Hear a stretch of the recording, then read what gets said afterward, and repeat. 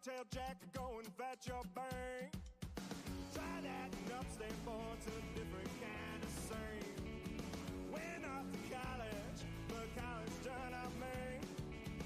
Couldn't get my master's in truth and loyalty. I said, whoa, light that fuse and run. I said, whoa,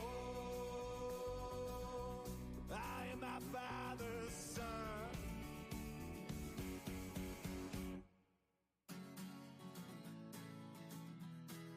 Light that fuse and run. Whoa, light that fuse and run. Went off to college, but college done up me. Couldn't get my master's in truth and loyalty. Bang out the buzzword, teaching that blind man to sing. You might get the best of him, but you'll never fool me. Now, sweet talk to beanstalk, tell Jack to go and fetch your bank. Try that and upstate board's a different kind of scene. Went off to college, but college done up me. Couldn't get my master's in truth and loyalty. I said, whoa, light that fuse and run. I said, whoa, I am my father's son.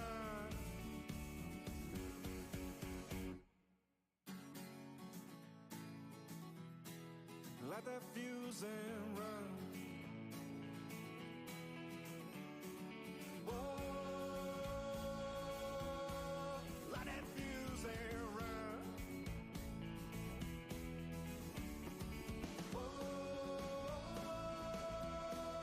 light that fuse and run.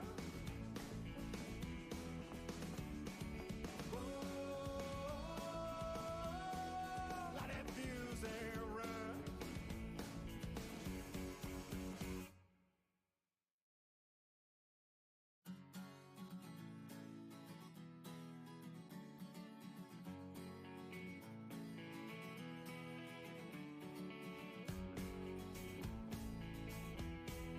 What is up, 24/7 Buff Fandemonium? It is Tuesday night. It is 8 p.m. Eastern Standard Time, and that can only mean one thing. It's time for the K-Gun Report right here on the Buff Fanbase Network, sponsored by 26 Shirts and 26shirts.com, part of 24/7 Buff Fandemonium. God damn, that thing gets longer every single week.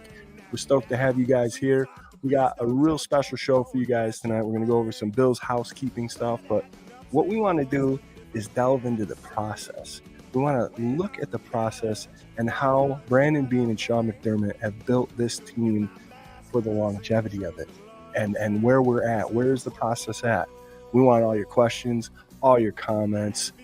We got some trivia night stuff. It's going to be a great night. I'm going to hit this intro, and we're going to get right into it just right now.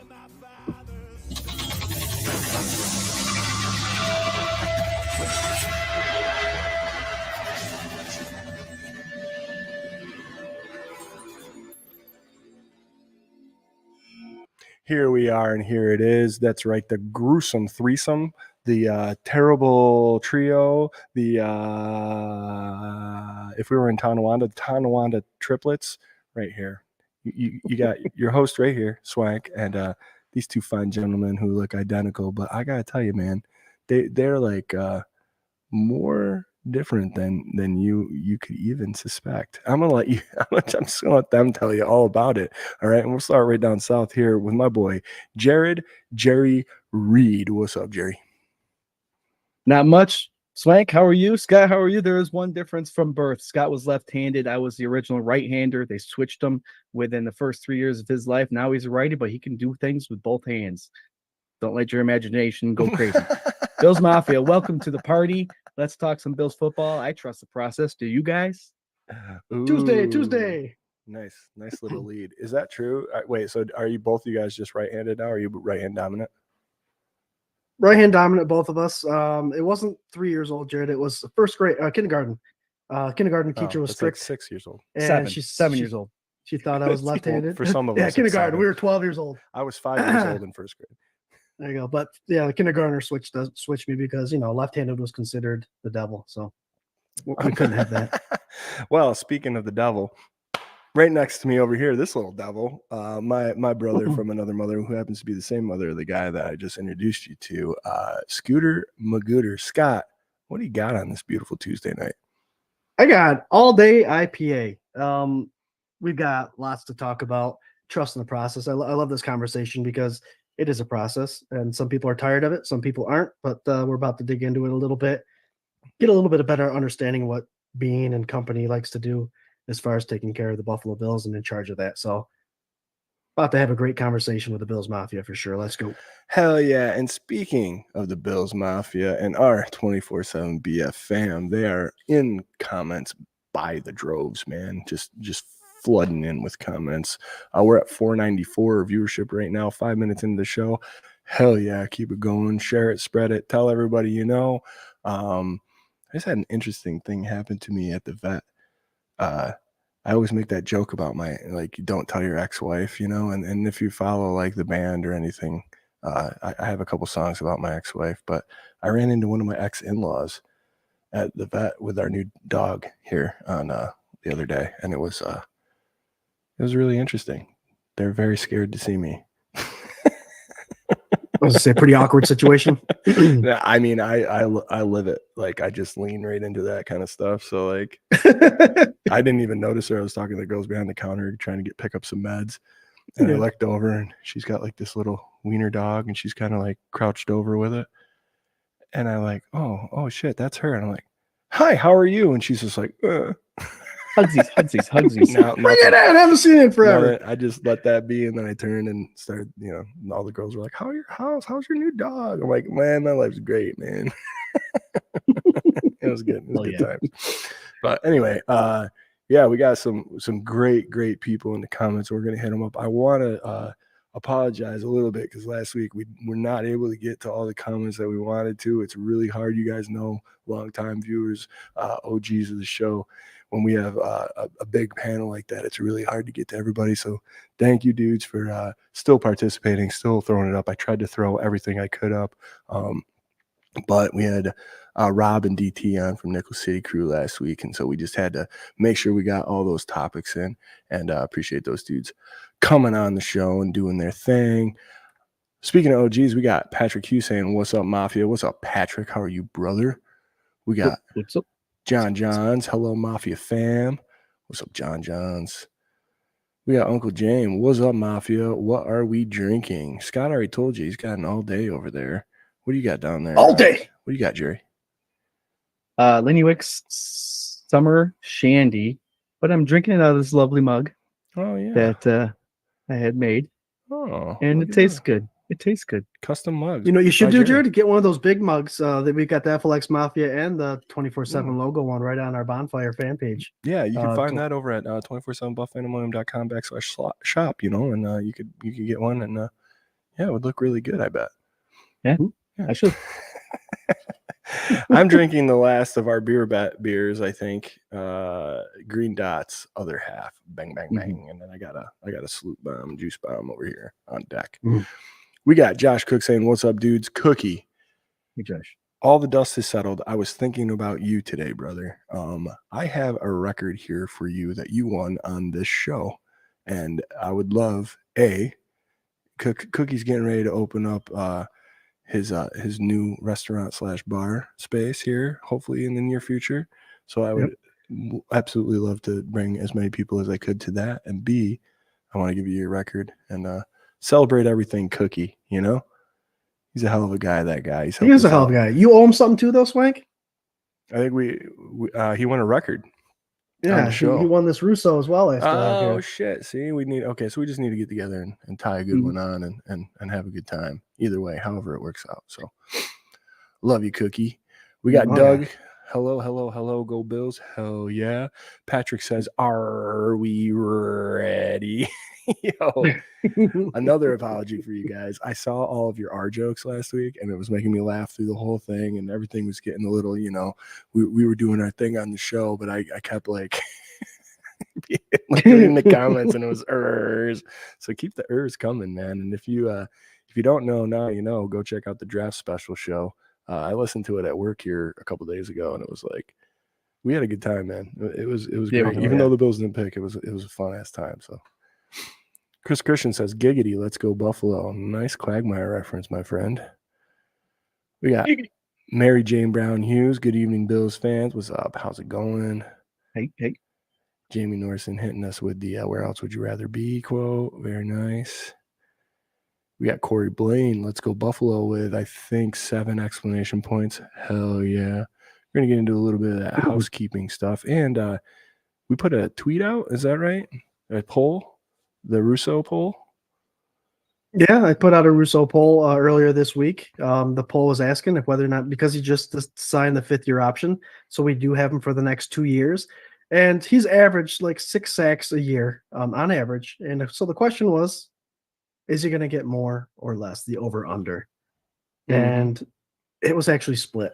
The guy is a great running defender. He plays well against the rush, so I'll give him a lot of credit there. But I do think that he needs to have an up season as far as sacks go.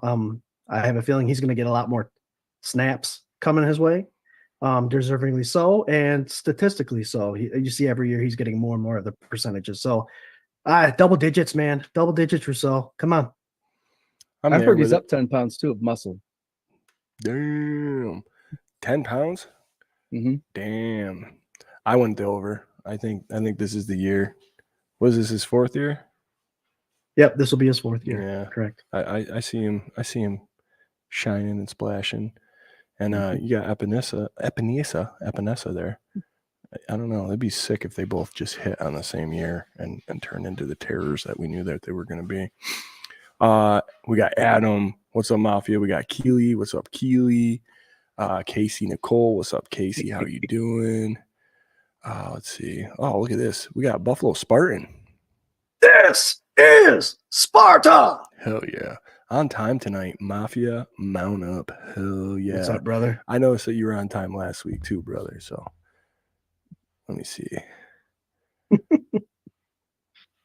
I love growing every year, Swank. You see more and more of these names that you see every couple of times during our shows as we get started again, and now they're just becoming like the norm. So you guys are great. It's awesome. You're spreading the love, spreading the word, and we are growing organically, and I love every second of it. Yeah, man, just like a garden. I love it. We got Jim Graham. Yo. What's good, fellas? What's up? Yep. Mad Dog 2020. Corey Blaine says, we'll never get old. Hell yeah, dude. Patrick Hughes says 2024 is the year of the R's. There you go. Yeah, Robbie from 716 Sports Blizzard. What's up, Robbie? How are you, brother? Hey, Robbie. Cheers, friend. He's got a new show that's going to be kicking off here shortly that I believe I'm going to be a guest on. We're sorting out a date for that. I think he was going to get at you guys too. We got Dr. Bruce McKellar. Go Bills. Just watched Embedded episode 2. It's great. I got to watch that shit after tonight. Sarah, we're watching Embedded after this. Did you guys watch the first episode? No, I missed it. No. Oh, really? It's on Catch YouTube. up tonight. Yeah. Check them out, man. It was pretty good. First one was good. They're following Bernard and Shakir mostly in that first episode. So what's it on? Where can you find it? YouTube. Yep, it's all free on YouTube. Yeah, gotcha. The Buffalo Bills official site or their official YouTube page. It's the Embedded series that they've been doing. Let's see here. Dr. Bruce. Dr. Bruce is a content creator for us over here at 24/7 Buff Pandemonium. And you can check out his blog, The Injury Report. And it's a great read. He's got some cool stuff up there. And we got some more stuff coming on down the pike. And he just won a Mark Maddox signed jersey from us here not too long ago that he was very excited about and very deserving. That's such a nice jersey. Scott, move your head a little bit so people can see in the background. Look at that. Oh, man, 55. Such a great jersey. Corey Blaine, did you guys hear the Tom Brady Bills Mafia joke during his roast? No, I did not. I didn't watch the roast. I did see Eli Manning's tweet, which I thought was great. Did you guys see that? Yep. Did you see it, Jerry? I didn't see that, but I did see one part of that roast, and I can't recall it right now, but I remember it was a pretty good bash. Oh, they bashed him good. Yeah, I've seen like little. I don't want to watch anything more Tom Brady. I don't care whether they're making fun of him or not. But Eli's tweet was, I was going to go to the roast of Tom Brady, but I figured I'd already roasted him twice. There you go. Yeah, can't get any better than that. That's pretty sweet. Lou RQ, hello, Swank, Scott, and Jarrod. Hello, my That's friend. my dude, Lou RQ, man. What's up, brother? We got Billy Stevens. Go Bills. What's up, Billy? He seems like a newer name. You guys remember Billy kicking around? What's up, brother? Let's see. Hell yeah. Lou RQ, Grr Bills.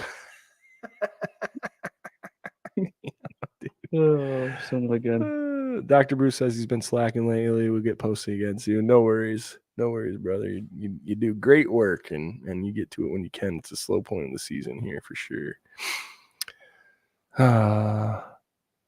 Said, how can we be a mafia when we have no rings to kiss? Yeah. Gotcha. That was Brady. Yeah, that's cute. Well, that was a writer. He also said Brady. something along the lines of he's trying to own part of the Raiders organization, and he doesn't understand why it's not happening because he already owns the Colts and the Bills. Oh, all right. The Colts and the Bills. And quick jump on that. Pete Rose, one of the best baseball players ever played the game, is not allowed in the Hall of Fame because of betting and gambling, right? Tom Brady admits to Deflategate and admits to cheating and all this stuff, but he's nothing said about taking anything away from him. I just find that kind of crazy. He's admitting that he had something to do with all this stuff. You know, Deflategate. I want to believe like every bad thing I've ever heard about Tom Brady because of the pain that he's put us through for all these years. But I also do feel that there is a certain amount of truth in the fact that like every team probably does these little things. I also think like the bounties, when all that was going on, I think that's the thing that was going on league wide. Maybe not every team, but a lot of teams. And I think they, some of these people they just make examples out of. It's funny that they chose the Patriots to make an example out of because literally they would go to every other fucking team in the league to make an example before they would go to the Patriots. But maybe this one they just couldn't get away from. But I don't know, man. It's water under the bridge. He's gone. My thing is like, and you guys hit us up in the comments. I get the brag against the Colts, like Peyton Manning, all that. What is his brag against the Bills? We didn't have a team or a quarterback for all those years, and like that's the little brag. I don't get it. I don't know. It's the same knock he could use against the Jets in Miami. Then it was a shitty ass division for so long. We gave you 6 wins every year, basically. The 3 other teams. Yep. So you're welcome. You're welcome. Patrick says Jarrod should change his nameplate on the screen to just all R's. On it. Scott's in charge of that. Jarrod. Jamie says new drinking game. We drink on every R. Dude, Uncle James, I love you. I already know you're hammered. But B, you'd last about 15 minutes, I think. Don't you watch Jeopardy? RST, LNE are the most popular letters in the alphabet or in any word. Yeah. RST, LNE. There you go. Jeopardy, huh? Or Wheel of Fortune, you mean? Wheel of Fortune. There you go. I watched them both. I got them mixed up. I'd like to buy a vowel. He skipped his hook down phonics classes. Awesome. Corey says Brady is a bum. Hell yeah. And Chris Christian says Brady deflated balls with a Z. I get it. D's balls he deflated. D's. Oh, man. Man, oh, man. Oh, man. I don't know if this is real or not. It might be. He's been on the show before. Andre Reed throwing in a comment. I need cookies and a blue bomber jacket from Keon. There it goes. It's got a blue check on it. So yeah, there. Welcome, Andre. Hey, anytime you want to be back on the show, sir, we'd absolutely love to have you. One. For two, Andre has been tweeting some great stuff that Keon's been hitting him up for some veteran insight on what to do in Buffalo and how to be a professional player in Buffalo. And I love all of it. Absolutely 100%. So I wonder What if better guy Keon to learn Coleman likes. from? I wonder if Keon Coleman likes tater tots. Who doesn't like tater tots? Yeah. That Oh, I was love that inside baseball joke before we went live. I remember that, man. Second season of the show. Andre, if you're still on, I remember I brag about we had you on our show a couple years ago, and this guy, I tell you what, showed up. Our show's at 8:00. Andre showed up at 7:30, and he hung out with us for a half hour. And then when the show was done, he hung out with us for another half hour. Yeah.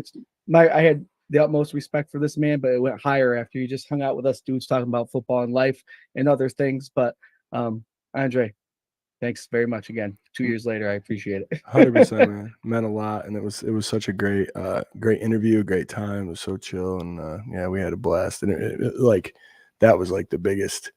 He's like the biggest fanboy star that we had on the show, I think, leading up to that point. It was just it was gnarly, absolutely gnarly. Oh hell yeah! He says he's Southern and he does like tater tots. Let's see here. Patrick Hughes, we will fill all the deflated balls of Brady with Jarrod's R's. There you go. They'll overinflate. Hell yeah, man. Christian, Andre always repping the Bills, true MVP. Hell yeah, man. So guys, one of the biggest topics for tonight that we wanted to go through, and we're at almost 1,100 live viewers right now. Thank you guys so very much. And don't forget, you can catch us right here every Tuesday night at 8 p.m. wherever you're watching us. And we're part of the Buff Fan Base Network, very proudly so, sponsored by 26 Shirts. Go to 26shirts.com. Del Reed and the gang got all sorts of great stuff cooking up over there. Get fresh threads and help out a family right here in Western New York to win, I think they say in the corporate world. It's like 5 wins right there. It's a great time. We wanted to talk tonight about the process. We hear about this all the time. There's a lot of memes and jokes made about it, I feel like, too, like lovingly within the mafia. Not so much outside of the mafia, probably, but the process. Jerry, I'm going to throw this to you. To you, man, what does the process mean? And what did it look like coming out of the non-McBeane era coming into what we have now? Yeah, I don't know if there was a process coming out of that non-McBeane era. For me, the first thing that I could think about is if you're going to tag something to process, it's going to take time to get things moving and together and then eventually get there and then just keep a legit and consistent push going forward. To me, the big thing is wins. And if you want to trust the process, Beane and McDermott have a 0.640, 64% winning percentage. That's what you need. You need to win the games to get to the playoffs. They have playoff wins. Part of the process, winning playoff games. This is the NFL. What's the number one thing that they always say is hard to do in the NFL? Win games. Right. So if they're winning the games enough to get to the playoffs and then winning some of the playoffs, just not getting over that hump, there's other teams that are trying to win too. That's part of sports, it's part of athletics. You have to go up against somebody. So just the fact that they haven't got over that hump is heartbreaking and it's hard to swallow, but the process is working because we're continuing to win. We're continuing to go for it. I have one thing to ask you about that. We haven't got over that hump and it's heartbreaking. I agree. Is it as heartbreaking as not being competitive and getting to the playoffs for all of those years? Right. Is it this? No. And I'm asking that like legitimately, not just to you and the panel to put you guys on the spot or anything, but in the comments. I feel like this is a point that is forgotten. Like it is heartbreaking that they haven't gotten over that little hump, but you're talking about 2 games as opposed to not even sniffing the playoffs since our boy, Andre Reed was in the mix, So is it more heartbreaking now, or was it more heartbreaking for those 17 years? You know what I mean?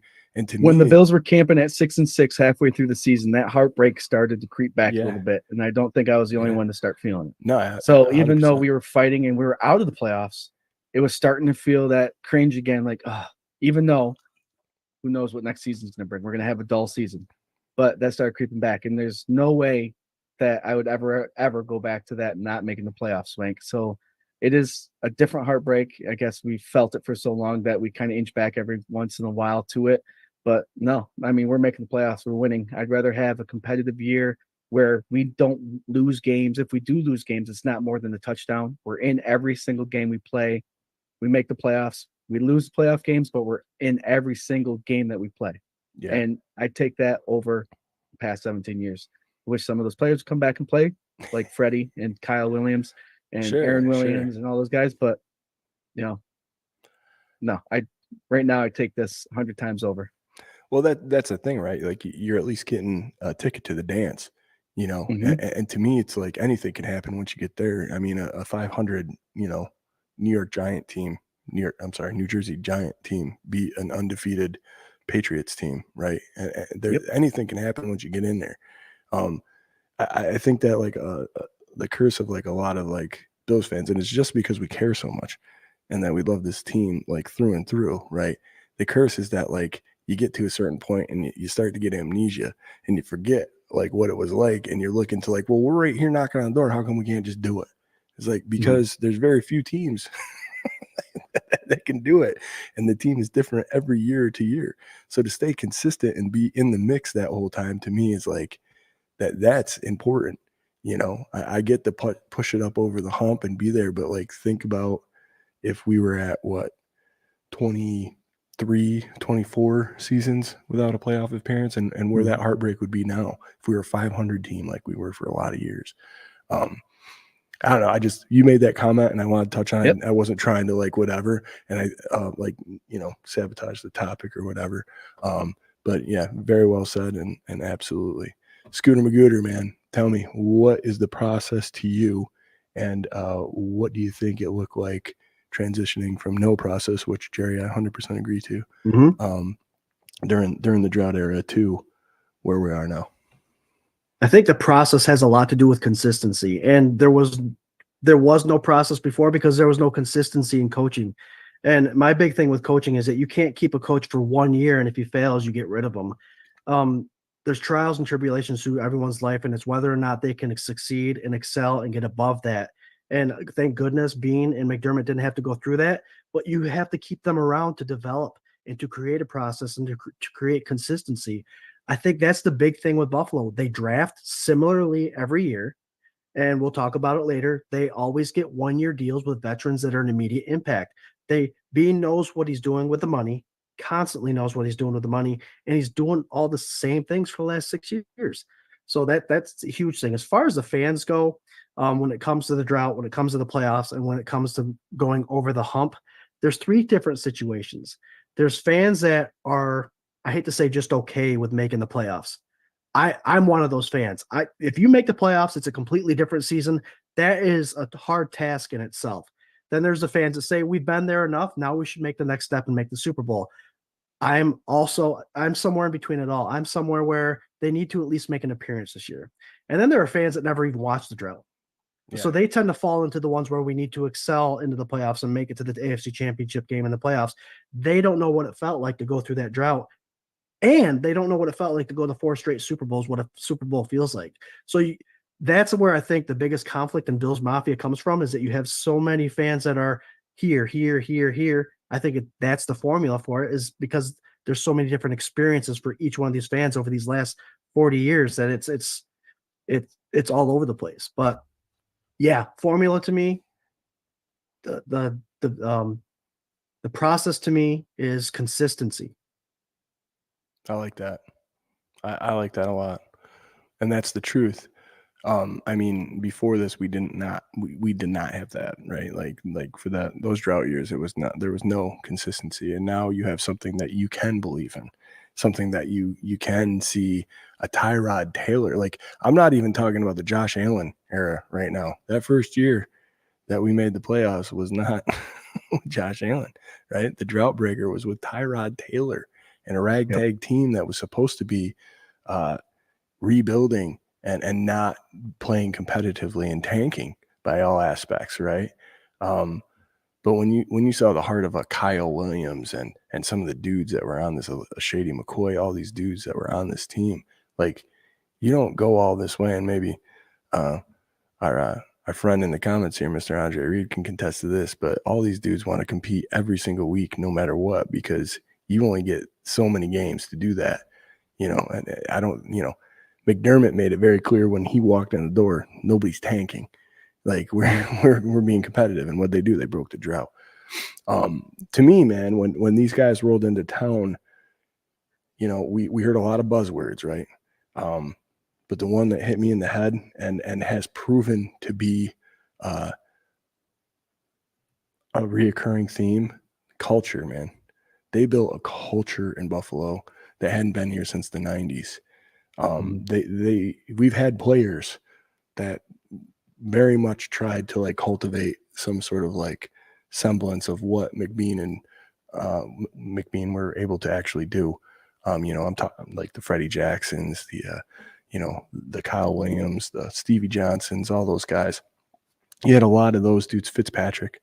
But to actually take a whole locker room of people and players and make them damn near a family and really play for each other and change that whole mindset to wash it and move forward and be competitive, not just with this roster, but the next year's roster, the next year's roster, the next year's roster. I mean, been in the playoffs every year except for one with McBeane here. Yeah, to me, I'm cool with the process. Like, that's that's what the process is to me, mostly, is culture.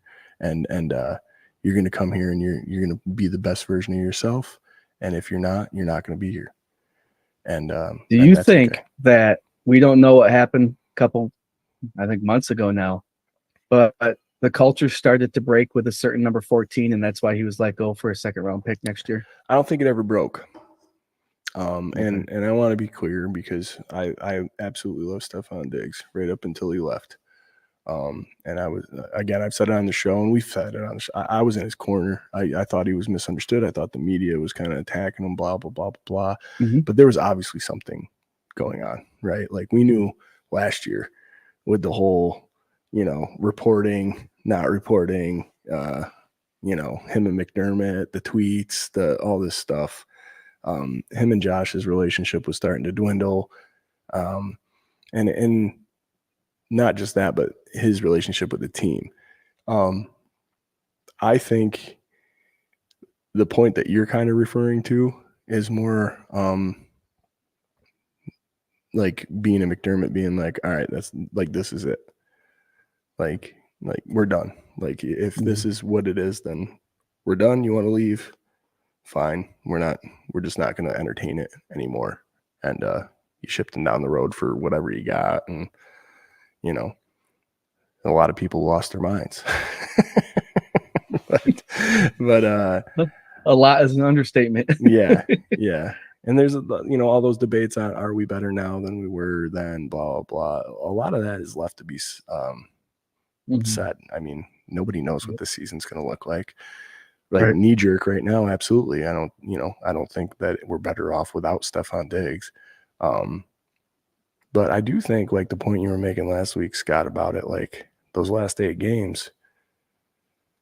Yeah. I mean, you basically gave reps to Shakir and Kincaid and all these young guys that are kind of coming up, because for whatever reason, whether they were doubling them or maybe he was banged up or whatever, or the play calls were different, whatever it was, he wasn't getting the ball. And when he was getting the ball, he was either dropping it or it was a miss, or it wasn't, it was a screen or whatever. However, all that went down, his production went down an extreme amount. So I would say, like, overall, no, we're not as good as when Stefan Diggs was on the team if you're looking at a roster. But if you're looking at the first 8 weeks to the second 8 weeks, I would say that, Mhm. you know, we're better off than we were the last 8 weeks of last year, and we went just as far in the playoffs.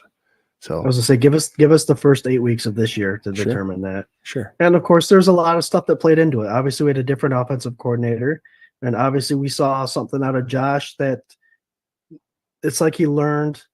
He already knew how to do this, but he was able to spread the ball around a lot more. We saw it in the efficiency to Knox, to Kincaid, to Shakir, and he was able to throw the ball out of the backfield to James Cook. I think the type of offense that Joe Brady's going to bring didn't necessarily benefit Diggs, and that's why we saw him forcing the ball with the screens and all that stuff. So I think there was a lot of stuff that happened, but you bring in someone like Keon Coleman. I think in 8 weeks, after week 8, we will find out that we are a better team with him under this style offense. I'm not saying he's better than Diggs. I'm just saying under the style of offense that I think potentially Joe Brady's going to run, we'll be better off. Hell yeah. It almost makes me think that if you're sitting back and looking at Keon Coleman, that you can't speculate. I guess you can a little bit, but maybe remember when Stefan Diggs said, if I wasn't here, Gabe Davis would be our number one, no doubt. Yeah. Is Keon Coleman a better Gabe Davis? Now that Diggs is gone, Keon will step in and be a better Gabe Davis and be a better number one than Gabe Davis would have been. One of his biggest, would be still a high level receiver. One of his biggest comps is Gabe Davis, but with better hands. There you go. Yeah. So, I mean, I don't know. It is left to be seen. I don't want to sit here and speculate about a bunch of stuff, but the thing about being a Bills fan is, like, you can't go into the season not rooting for the guys that are donning the colors. We talk about that all the time. Like, what are you going to do? You're just going to complain about it and be miserable all season until you see what happens, or all off season until the season actually happens. And I think that there's like this safety net. I talked about this again last week, where it's like a lot of people want to talk a lot of junk right now because it's like a no-lose situation. You can talk junk about a player, and if they're bad, then you're like, see. But if they're good, if they're good, the team's winning. And so, you know, it's kind of like a safe position to get. So just be careful when you're out there on social media getting reeled into these little traps, man, because there's thousands and thousands of people setting them daily. I've been pulled in. I know Scott's gotten better. Swank's always been good at this, staying out and just set it and forget it. This Keith dude, that Twitter Keith Miami guy, he is the one. McClendon. Oh God. And he throws that, like, I mean, he's from Miami, so he's chumming the water all the time. But the stuff that he puts out is just like the most ridiculous shit I've ever seen. He's a secret Bills fan. He loves Josh Allen. There's no doubt about it. Dude, I'll tag this tomorrow. Yeah, absolutely. Please do. I had this whole response set up to something stupid that he posted today, and I'm like, what am I doing? Like, no, deleted. See you. You're not getting any views off me, bro. We got Patrick Hughes saying, scary thing about the drought era was we missed the playoffs for 17 years, but never had the number one draft pick during that 7 years. Yeah, we were always middling, dude. That's a very good point. Dr. Bruce says it's not as heartbreaking as the 4 Super Bowl losses. I mean, that was heavy, man, for sure. Doug says the process has definitely brought stability and consistency. I appreciate the fact that this team is winning, but I would love to see a non-value move that brings in a franchise player. Great point, Doug. You're the man for sure. That's a great point. Let's see. Our resident expert in the comments here, Mr. Andre Reed, saying the bottom line in this game is winning Super Bowls. If you're not playing for that, then the process is null and void. Can't argue with the man himself, man. I mean, you gotta win. You gotta win Super Bowls. That's what we all want. I think we're. How many Super Bowls Andre just won? Does one Super Bowl meet the standards for a process? Yeah, so I believe it does, personally. Well, it would just add so much credential to it, right? Like, it would just validate it completely. Like, all this stuff that's talking, as soon as that happens, and I believe it'll happen. I really do believe it'll happen. I don't think that I just don't see it not happening with Josh Allen. I think you can put a rare array of characters around Josh Allen, and something will happen. He has a chance no matter what when he's on the field. And the thing that's not added in the process and the consistency and all this stuff is the injuries, is the type of things like the 13 seconds. You can't think about those things because those things, there's spare the moment things that happen. There's been rule changes because of the kickoff and the overtime rules because of the Bills in Kansas City. Injuries that we can't take care of, that you can't control. So the process can only do so much. There's a lot of things fighting the process all during that time. So you got to take that into consideration. Hell yeah. Christian, can we ask Andre who his picks are to make the wide receiving starting group? Andre, if you got an opinion on that, you want to throw it in the comments. I mean, right off the get, you got to say Keon. Like for me, I'd say Keon, Shakir, Samuel, right? Curtis Samuel. And we're going depth too. Pick six. Pick six? Oh, Jesus. All right. Go ahead, Scott. I got Coleman, Shakir, and Samuel. I think those are your starting three. Yep. Justin Shorter, I think, is going to make a name for himself in the offseason. A guy that was drafted by the Buffalo Bills, and he represents that size. I think this new look offense is going to have. Chase Claypool, I think, is that look that Joe Brady's looking for. And I'm going with Mac Hollins. Again, that size, that look, and all those guys are big body guys that can block. I think this is going to be not a total, but a different offensive look. And those big size guys are exactly what we need, mixing in the Curtis Samuels and the Shakirs of the world to get open and be the possession type guys. So those are my six guys. I mean, I can see it falling that way. I can also see like McDermott being like whoever throws it out there. Like the best. I love that they're getting bigger. I love that they're getting these big physical guys. I know, like, we'll step away from this topic for a second. And, well, I mean, whatever. It's all on topic, right? All this stuff is about the process and all that stuff. So the Bills made a couple signings here the last couple of days. One of the biggest and most controversial probably is they sign Chase Claypool. Jerry, I want to throw it down to you here because we basically heard how Scott feels about this right now. What do you think about this signing? I think it's all about who is leading the offense and what your quarterback is. Chase Claypool had a great first season and a half, we'll say. Over at Miami, he struggled, but then he had the likings of Waddle and Tyreek Hill and Mostert coming out of the backfield. So they had a lot of weapons. So you never really got to see Chase Claypool really perform to his potential. Being on a team that I feel the Buffalo Bills have a better track record than the Dolphins, than the Jets, than the AFC East, and a lot of teams, that the mentality of a player coming to a certain team that has a certain culture can change a man. If he tastes it a little bit and he sees what this locker room's like and he sees the leadership of these players and Josh Allen and where this team wants to go, that can change how a player acts on the field, acts off the field, and what his potential can possibly be. And Scott Claypool making that 6 wide receiver roster, I definitely see that happening. I'm a big fan of this pickup. The potential's there. The guy has to show up and do it. Obviously, you can speculate, and speculates can be a word that we use a lot during this offseason because you can't really make facts about something that hasn't happened yet. Yeah, Swank can pick for this. It's 100% at the end when it does happen, right? Exactly. Yeah. So this kid has a lot of potential, big body. I think it's a perfect fit for what the Buffalo Bills have. I agree with you guys, man. I'm excited about it because this is low risk, high reward. This is this kid's last chance as far as I'm concerned. He's coming in here after having a really good rookie season.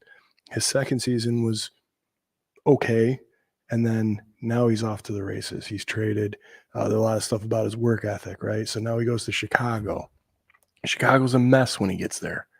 They have Justin Fields, who they just traded away to the Steelers. They don't know what they're doing. They don't know what this offense is. Justin Fields was pretty much putting the whole team on his shoulders. I'm not making excuses for Chase Claypool, mind you, because there's still a lot of rumors about character. But as far as like the Bills are concerned in their history, there have been several players that they've brought onto this roster that have a history of these type of things that ended up putting themselves on the field, right? Like, so to me, like, that's all moot. Like, it's all how it needs to be spun. Sometimes, teams do that. Really, it's like people like us for other teams that do this, right? Like content creators, and then like that next step up, like news reporters for different papers and different websites that really like try to spin a story or get that exclusive. And it's like, I'm not saying one way or the other. I know he gave up on that route when he went to the Miami Dolphins and the Bills closed out that game last year. I know that happened. And that's something that if he's going to make this roster, that is not going to happen. He will not be there. He will either be on this roster as depth or he will be cut. And that'll be very clear. Like as soon Swank, as those cuts come. That goes back to the quarterback play. Yeah. If you watch Tua, that's why the Bills are so successful against the Miami Dolphins. If you shut Tua's first or second read off, he's done. Mm-hmm. You can't do that with Josh Allen. No. Claypool might have known that. He hasn't thrown it to anybody yet. Well, play's over. Yeah. Not with Josh Allen. You better keep hustling and moving around and getting open. Yeah, absolutely. But I don't want, like, if that was his mindset, just for instance, hypothetical, right? If that was his mindset, I don't want that. Like, he can't have that mindset, right? Like, because if it's, I don't want to say if it's me, like, whatever, I'm 40 years old and never could ever, like, whatever. I'm sitting here talking to you guys because I love it.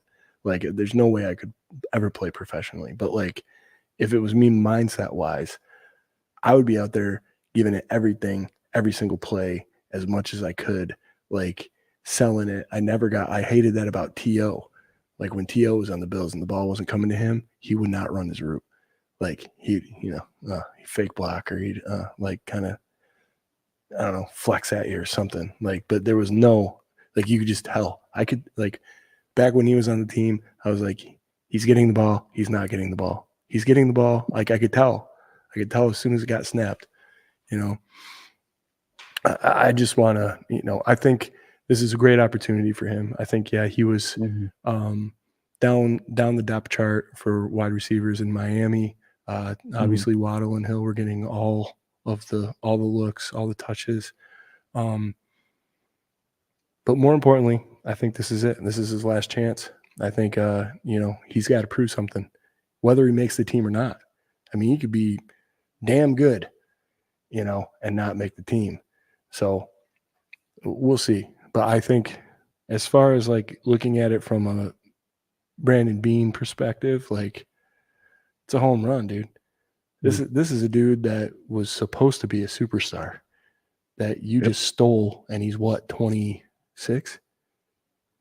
Like, he should be going into the prime of his career right now, and you just stole him. He's 25. He'll be turning 26. 25 years old. Yeah. 25 years old. You think this guy wants to be out of the league? I just there's an enormous upside and not very much downside as far as I'm concerned. Well, dude, a 1-year contract, right? And he's got incentives with it a little bit, maybe. Yep. Yeah, I don't know about the money. Did you hear about the money at all, Scott, or no? I haven't heard 100% about the money. I just saw it on X, but 1 year. If this guy makes a name for himself, this is a rebirth, right? Mm-hmm. This could be his second contract if he gets he's 25 years old, 26. If he blows up, he'll be 27 next year, sign a 4-year contract with a team and make big money. Yeah. So this is like the prime opportunity for this man. He doesn't even have to blow up. Just show up when you're asked to show up, and you'll be on the team for the next 4 years, guys. This is a guy, and I'm a quarterback guy. He has not had 17. He's never had 17, but he's had someone that 17 was compared to coming out of a draft. Do you know who number 17 was compared to? Ben Roethlisberger. Big old Ben Roethlisberger. Mm-hmm. Same type of quarterback. So he's finally getting a quarterback, guys, like Swank alluded to.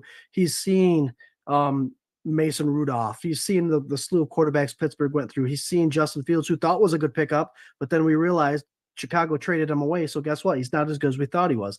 This could be the rebirth for him. He's not only 6'4", 240 pounds, but he runs a 4.40. So it is a situation where now he's seen a rookie come in that's same size, maybe a little lighter, that is being taken under the wing. Andre Reed. So Chase Claypool is going to be like, hey man, give me some of that read. Give me a little bit of that information. Give me some of that info that he's feeding you, because I need to make another name for myself. And the big thing with him is he did go through the laziness. We saw that in Miami. That's a high flying passing offense. This is an offense that we know, just by judging the players that they're bringing in, the size and the blocking ability, that he's going to actually have to be asked. He's going to be asked to do those things that he took plays off of to do. You're going to have to block for James Cook, my friend. You're going to have to block for Ray Davis. So you get your shit together or you're off the team. I think this is a perfect opportunity for him to set shit straight and be a really, really good wide receiver for the Buffalo Bills for a bunch of years. But it starts with year one. Starts with this year. Get it? I'm excited about this. Yeah. Well, you got Keanu. You just got me pumped, bro. Hell yeah, man. That was good. I'll run through a brick wall right now. Not any walls in this new house, but a brick wall. I'm just saying, it's all set up for him now. It's all set up for him now. Sure. I Go mean, get it. Like I said, they're bringing in all of these big bodies. People are sleeping on the speed of Curtis Samuel. There's the potential. Like, how do you, as a defensive coordinator in the AFC East, have any sort of idea how to plan to stop the Bills right now? Swank, I'll make it even brighter here. You're at the 5-yard line. You bring in 12 personnel with Ray Davis as a thumper running back. You have Kincaid and Knox lined up at the tight end position. And now you got Keon Coleman and Chase Claypool on each side, 6'4", 210 plus pounds, that can go up and get the ball. Yeah. You're going to see a lot of touchdown passes like the Patrick Mahomes of the world, where he gets credit for a 1-yard touchdown pass constantly. It's going to happen. I love it. I want to see it all. I want it all. I want it all. Just throw it. You got dudes like this that can just out jump guys. That's all you need. Mm-hmm. If they got hands, they can out jump guys. I don't care what you say about separation or any of it. If they can go up and catch balls, contested catches, like, let's go. That when's the last time we had a guy like that? Yep. You know, Kelvin Benjamin did it once. Yeah. 6'4" over 6 foot with a wingspan is the same thing as separation as running a route. I mean, if you got to go up and get the ball and you can outreach the guy by a good 8 to 16 inches, that's the same as separation. I count that all together. Yeah, I agree. It's all about making plays when your number's called. But WGR had they were kind of talking about like the size of some of these guys coming in, and they were like, when's the last time we had a guy of this size? And somebody brought up James Hardy, and I was like, how about like a guy that was actually good? Like of this size, because like right now potentially on this roster you have a handful of these guys. Like you have Keon Coleman, who's unproven but like has a great highlight reel, right? For going up and getting the ball. You got Chase that you just kind of signed on a whim, and for, I'm gonna assume, not a lot of money, you know. There's just like bodies there and different style players. I don't know, it's exciting. And you know, regarding Keon, I mean, they played last 2 seasons. He's played 12 games, and I know it's college, but 2 years ago he had 58 receptions. Last year he had 50. 2 years ago he had 7 touchdowns. This past year he had 11 touchdowns. That's a guy who can't get separation. I'll take 60 catches for 11 touchdowns all day. Yeah, not as the number one, obviously, but this is just in 12 games.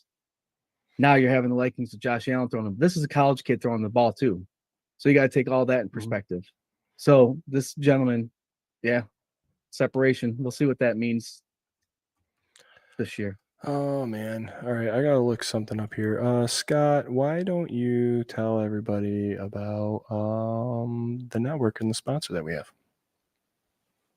Oh yeah, the great network, the Buff Fan Base Network, guys. Hit them up on Twitter if you're not following already. They do have a Instagram and Facebook page, but shitload of followers. They have a lot of content. Not only is content as far as shows, which are going to start coming consistently, but the posts they put out, they're very, very involved posts that get you guys clicking buttons, doing polls, all that good stuff.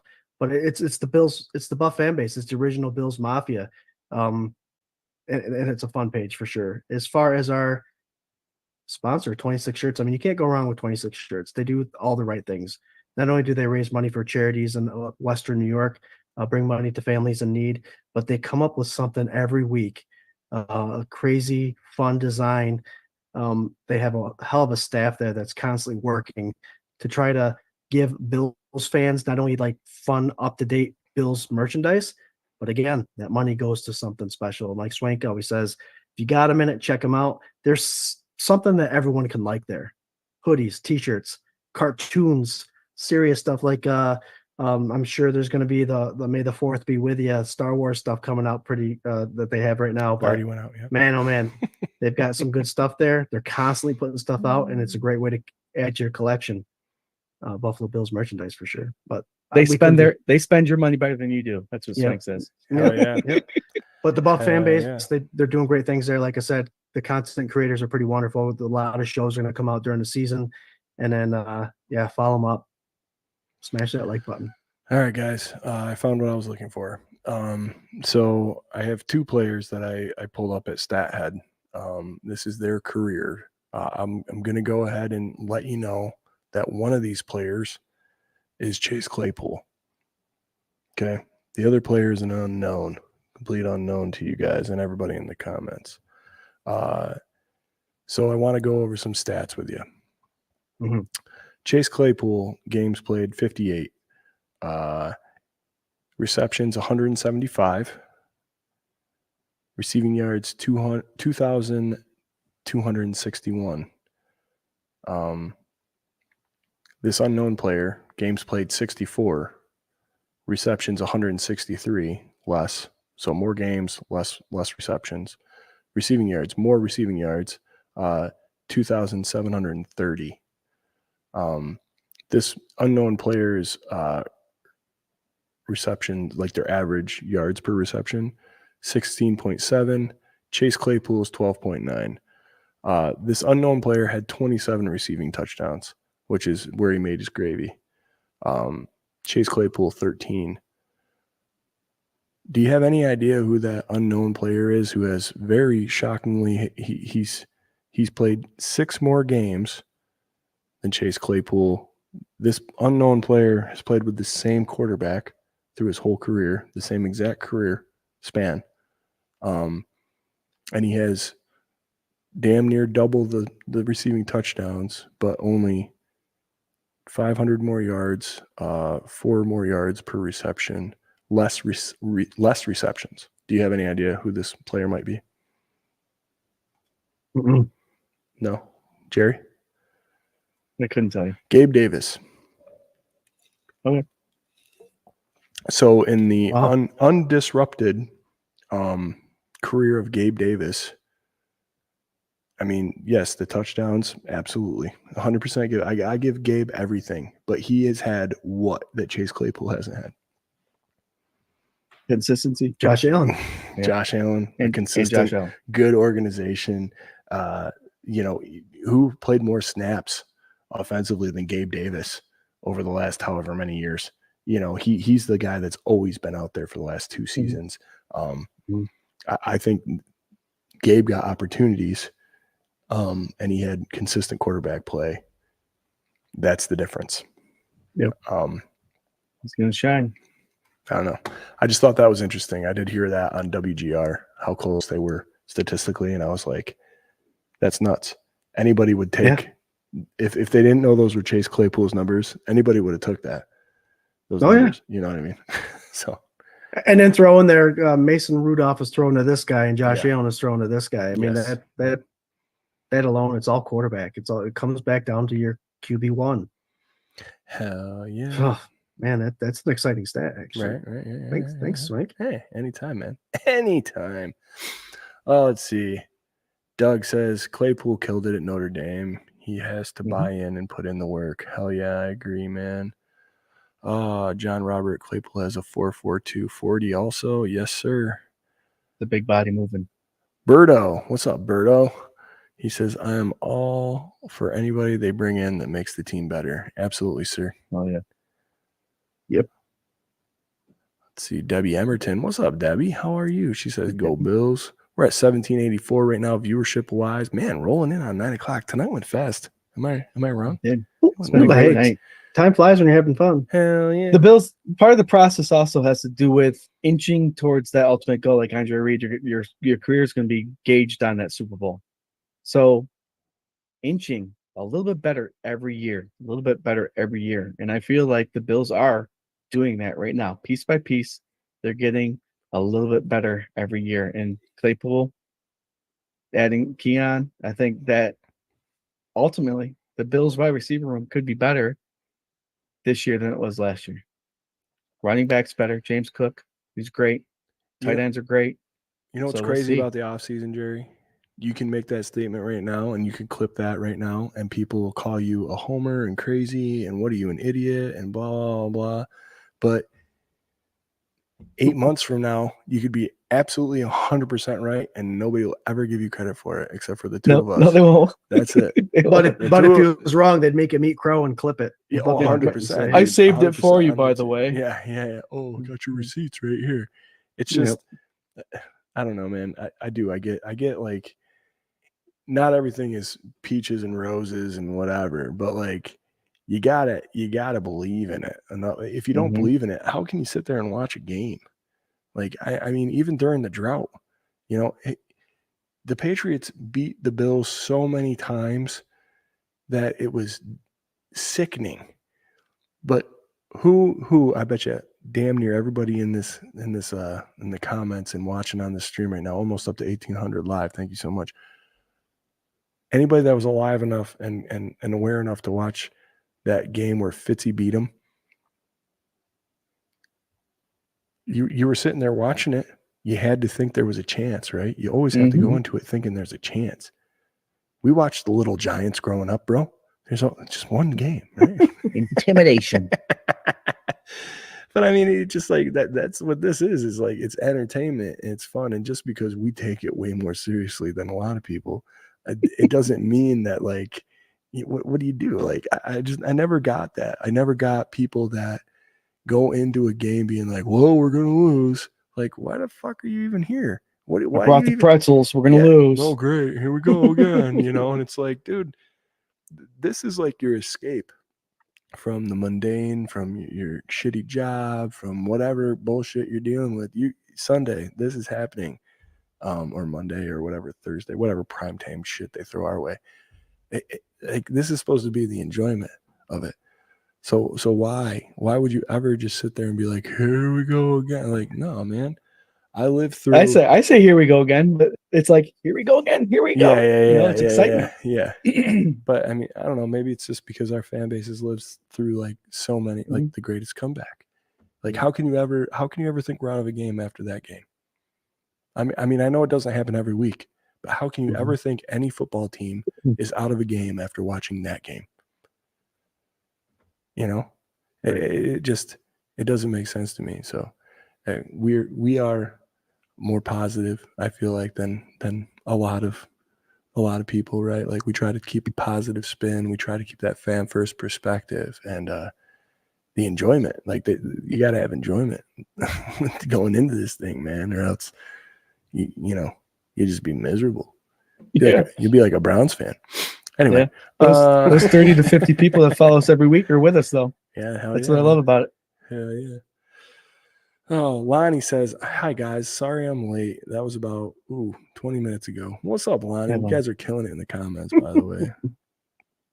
Patrick Hughes says, Scott Reed, Derek Swank, we have 2 open spots to fill in our K-Gun Fantasy League.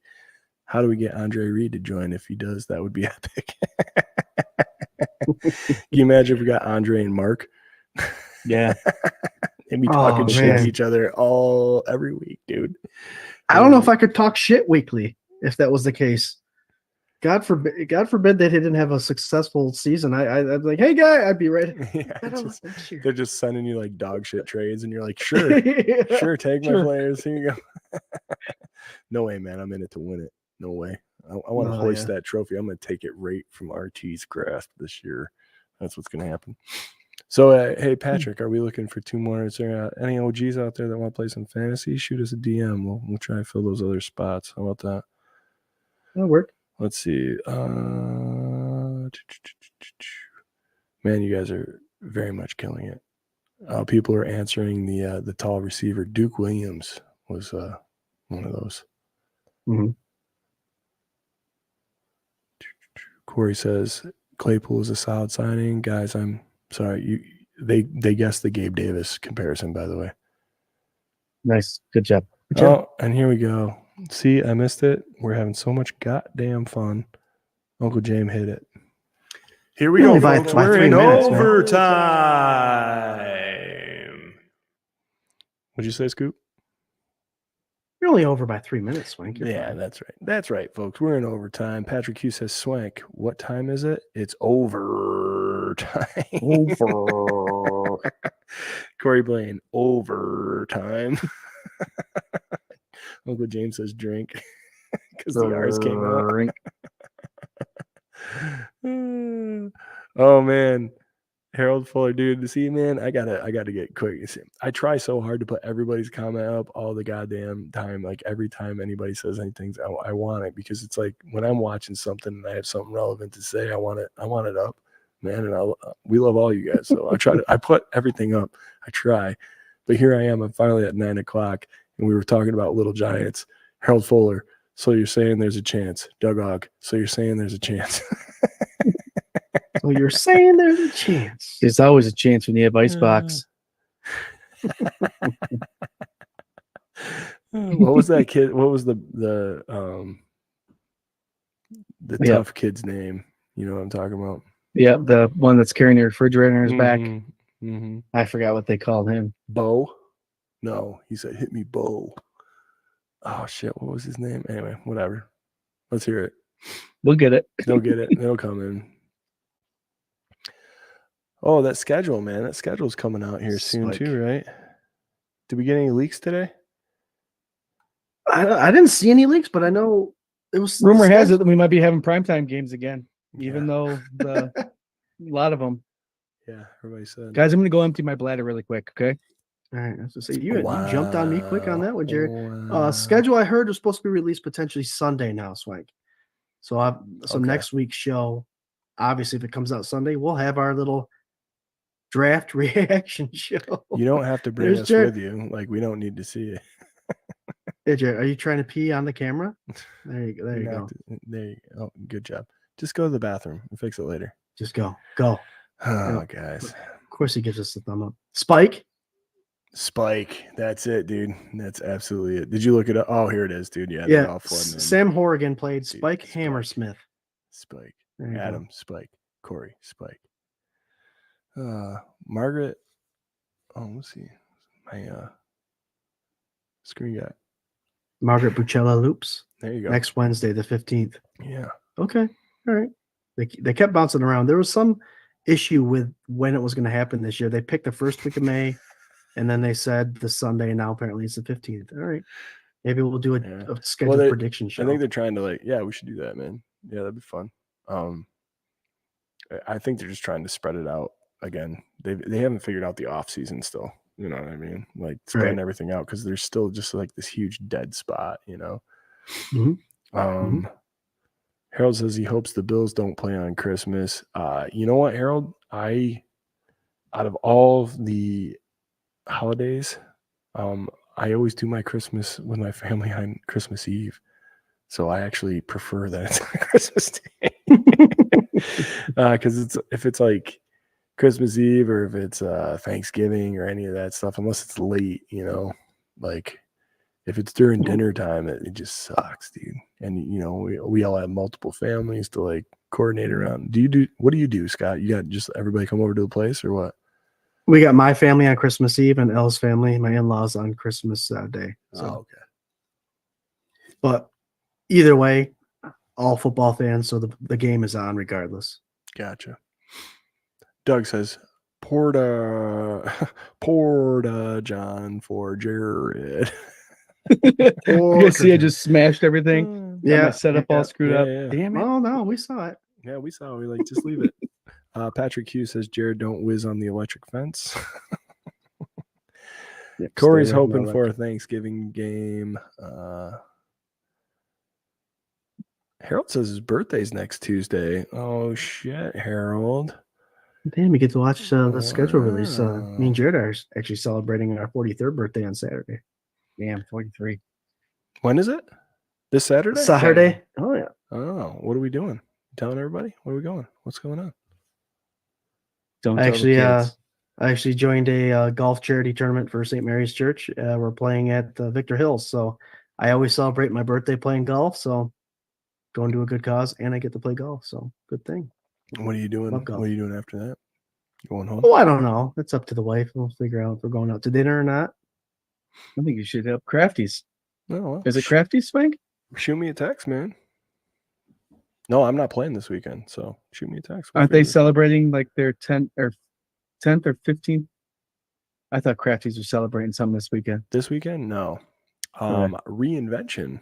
Next Reinvention. weekend is celebrating, I think, their 5th year anniversary, Okay. and the Endless Mile Derricks are playing. You guys should come down to that. Yeah. Reinvention's also where we're hosting our regular season Rager, our fourth Yes. Yeah. regular season Rager, Wow. here in the Finger Lakes region. So if you are in the area or want to travel to the area, we're getting all the ins and outs done for that. There goes another Reed boy. Man, just can't hold it, man. Can you pull up that date? End of August, right? Yeah, I think it's August 31st. Hold on, let me just double check. Labor Day weekend, right? August 31st. Yep.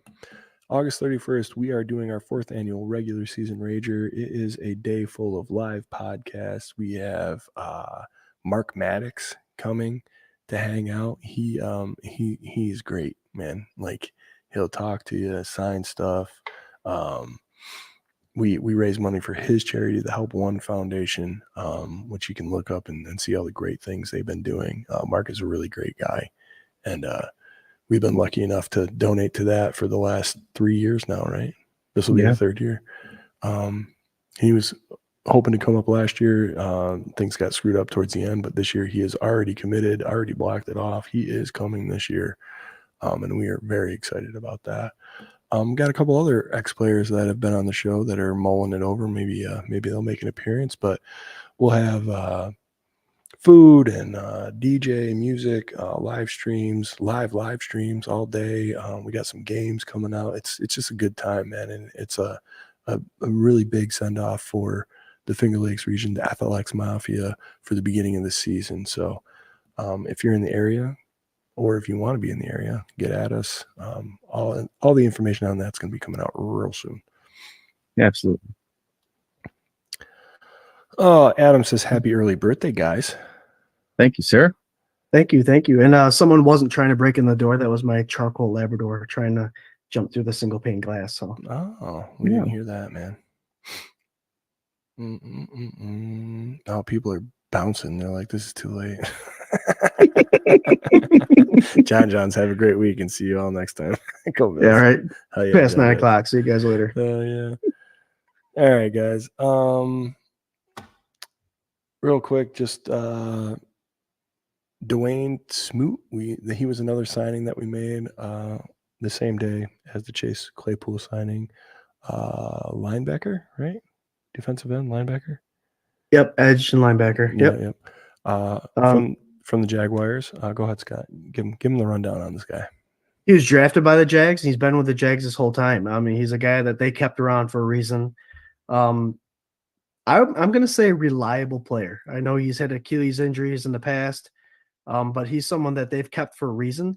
Reliable, good against the run, can play the edge, can play the outside linebacker position. I think it's a depth spot for sure, but someone that does a little bit of everything. We all know how Beane and McDermott like that kind of stuff, especially McDermott with a defensive mindset. So I think it's a good pickup, whether or not he's going to get reps in this rotation or if he's just going to be a depth guy or a rotational guy. I think it'll be fun. Yeah, I think he'll be in the mix, man. And I don't think he's like super old either, right? Like, how old is this guy? Look that up. I can look that up for you real quick. I want to say he's like 28, maybe 27. Adam says, you want. No, go ahead, buddy. Sorry. You want to talk, Swank, you've said it a couple times tonight that we're very optimistic as Bills fans here at 24/7 Buff Pandemonium. If you want to look up a career that was changed by switching teams, look at Lorenzo Alexander.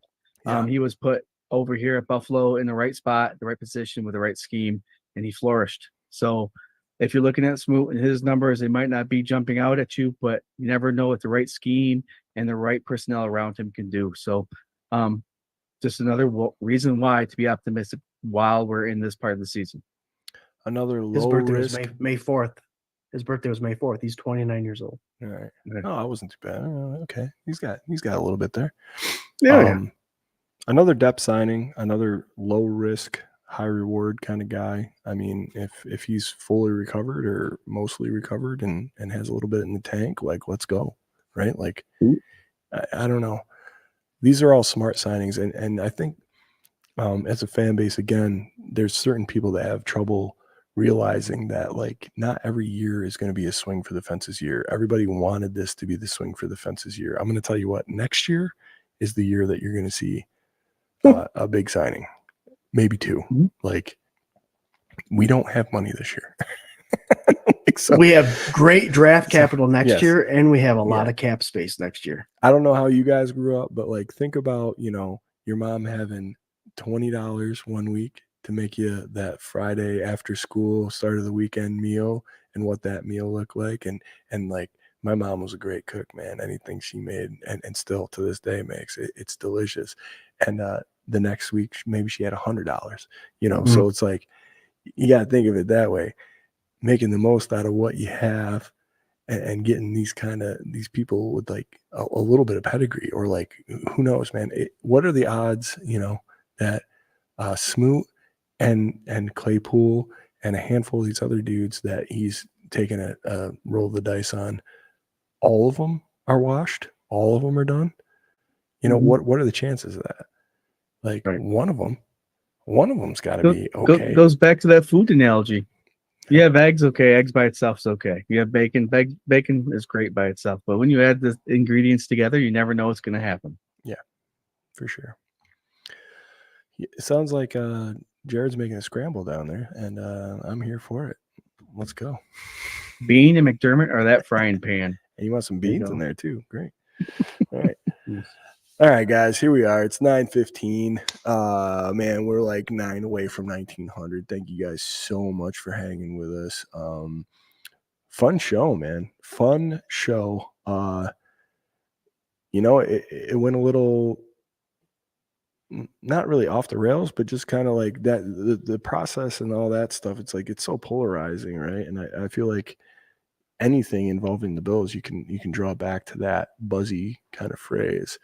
And I don't know, man. You guys, again, killed it in the comments. You killed it in the viewership. Hell, man, in the comments tonight, you had Buffalo Bills legend, Mr. Andre Reed, friend of the show, been on the show. Holy Jesus, talking back and forth with you guys. We're gonna have to work on him now, man. He's popping in. Hell yeah. What are you doing next Tuesday? Yeah, man. Come on aboard. Well, we have some guests coming up, Jarrod. I don't know if you want to spread the love, but we got some wide receivers joining us.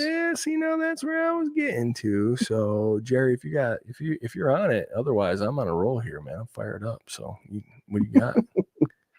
I'll tell Swank, you. listen. Yeah. Okay. Hold on. Time out. So we're gonna do your announcement, and then we're gonna do mine, and we're gonna let people in the comments vote on which one they like better. So go ahead. Yeah, well, what's your announcement? Nope. No, he said you first. All right. We have two special guests coming up here.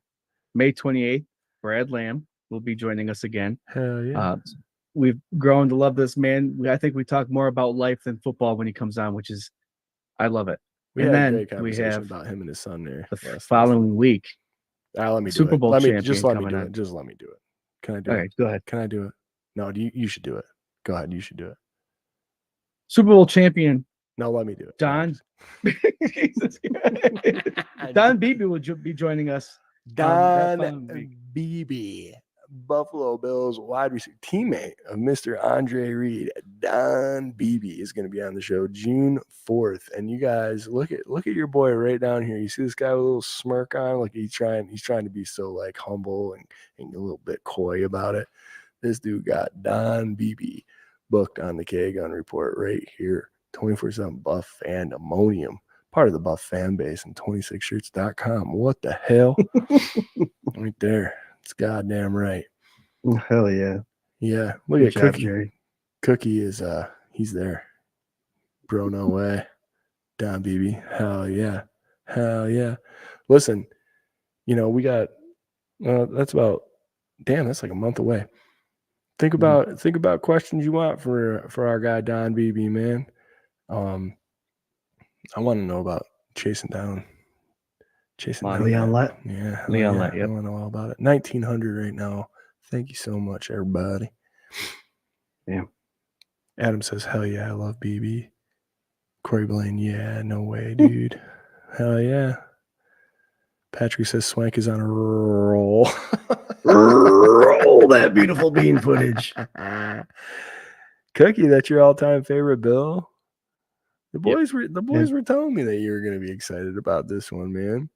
Yeah, he recently put out a post. I can't remember what it was, but he had a image of his autographed jersey he put up in a frame, and that's the reason he wore number 82 in high school. He wore number 82. He's one of my wide receivers as a high school quarterback, but that's why he wore it. Loves Don Beebe. Hell yeah. He's got a new book that he's pushing a little bit, and yeah, man. I don't know. I can't wait. We'll get that shared. We'll get that shared for everyone to see. And then he just signed a contract to do a story about his life. So we'll get that shared too, so everyone can see what's going on with Mr. Don Beebe. Hell yeah. Make sure you're tuning in for that. And hey, you know what? Make sure you're tuning in every Tuesday at 8 p.m. Eastern Standard Time for the K-Gun Report. See, now I started my final thought, just a little teaser, but I think it's that time. It's 9:20. We're a little over. I'm going to shoot it down to my boy Jarrod Reed. He's bopping around down there like Fred Durst with his red backwards hat, and we're going to see what's going on here. Did you do it all for the nookie? That's what people did it all. Guys, this is the time of the year where it kind of gets a little slow and stuff like that, but we're going to keep you updated with different topics. We'll talk about the schedule next week, and we'll get some special guests in there to talk football and life. And I love hearing everybody's story and things we didn't know about them coming out. And don't be afraid to ask those questions, because these guys love sharing their stories with you guys. I always mentioned at the beginning of the show that I'm representing FLX Mafia out here by Cuca and Seneca Lake, Cadnagua Lake, and this is the great time of year. Everything's starting to flourish with the colors.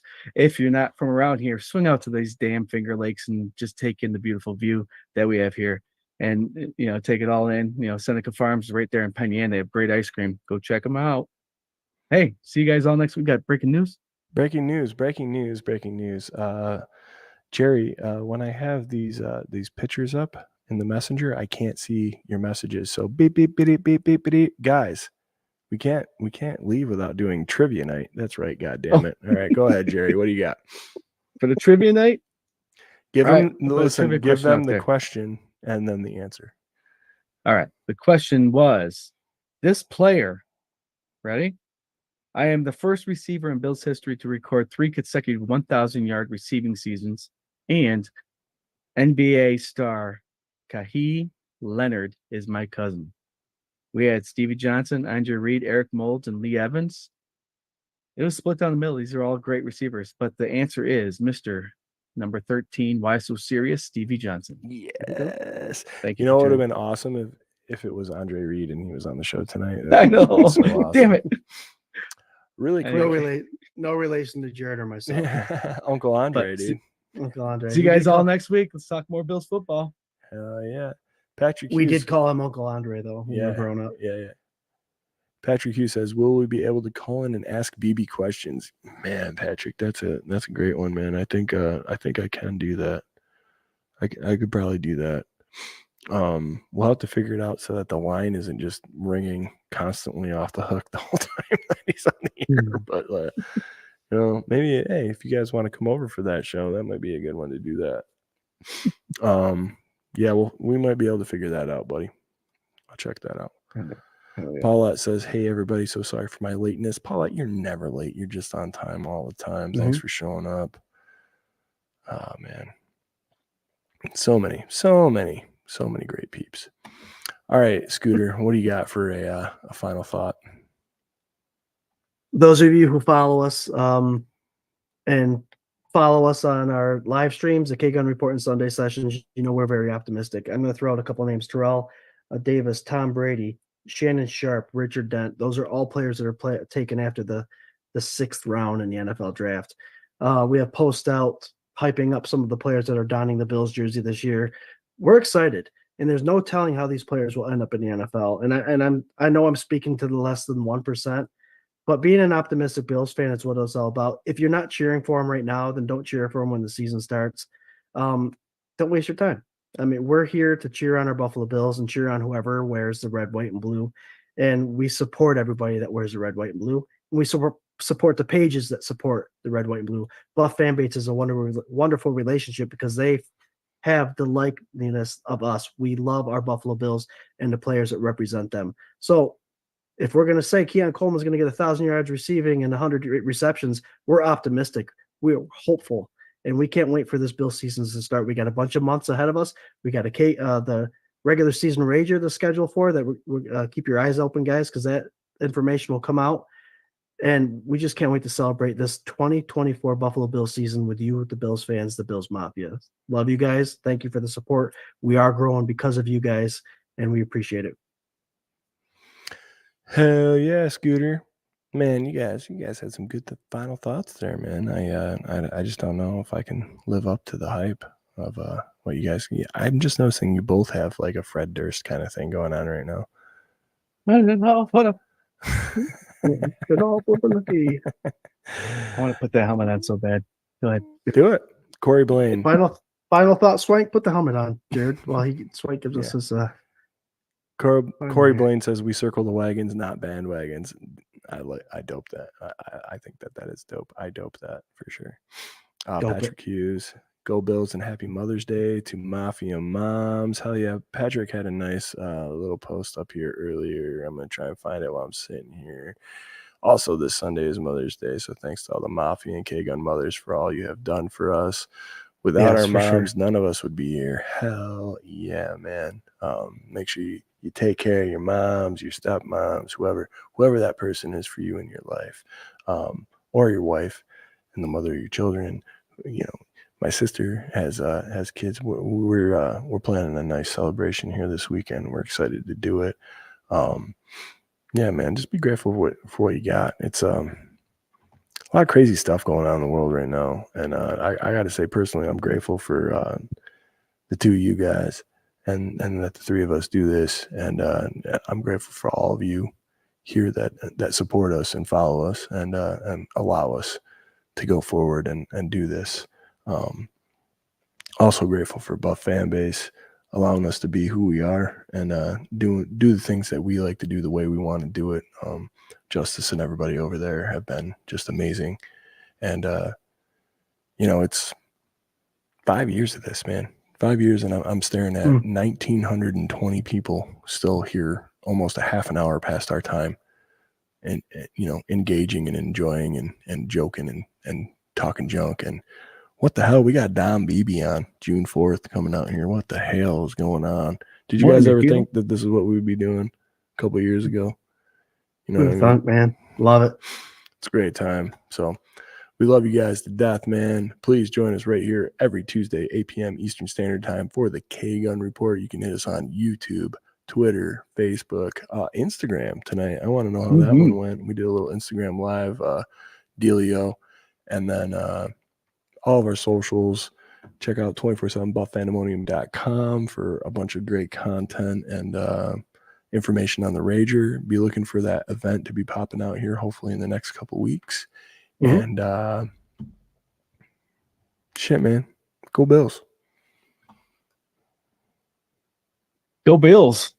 We've got a schedule prediction or a schedule reaction next Tuesday. Go Bills. Go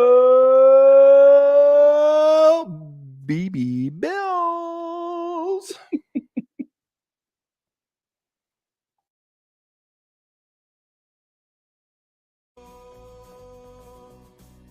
Light that fuse and run. I say, whoa,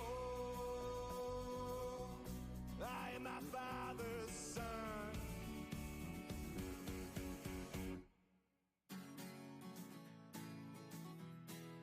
Light that fuse and run.